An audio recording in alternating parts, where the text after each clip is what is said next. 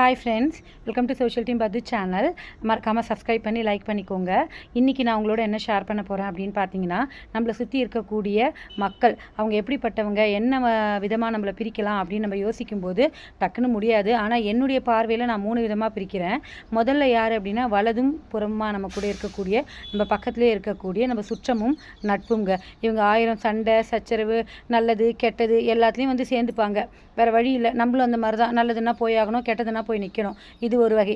2வது வகை யாருன்னா, நமக்கு எதிராளி, ஆப்போசிட்டில் இருக்கிறவங்க, நம்மளோட எதிரி, ஜென்ம பகையாக இருக்கும். மூஞ்சிலே முழிக்கக்கூடாதுன்னு சொல்லிட்டு நேருக்கு நேர் மோதிட்டு போயிருந்திருப்போம். இது 2வது வகைங்க. இந்த 2 பேரையும் நம்ம நம்பிடலாம். ஆனால் 3வது வகை ஒன்று இருக்குது பாருங்கள். நம்ம கூடயே சிரித்து பேசி பழகி நம்ம பின்னாடியே நிற்பாங்க. நான் உனக்கு நிழல் மாதிரி இருப்பேன், உன் கூடயே இருப்பேன் அப்படின்னு சொல்லிட்டு. ஆனால் அவங்க நம்ம பின்னாடி இருக்கிறதுனால என்ன செய்கிறாங்கன்னு நமக்கு தெரிய மாட்டேங்குது. முதுகில் குத்தி விடுறாங்க, பள்ளத்தில் பின்னாடியிலேருந்து தள்ளி விடுறாங்க. நான் சொல்கிறது கரெக்ட் தானே?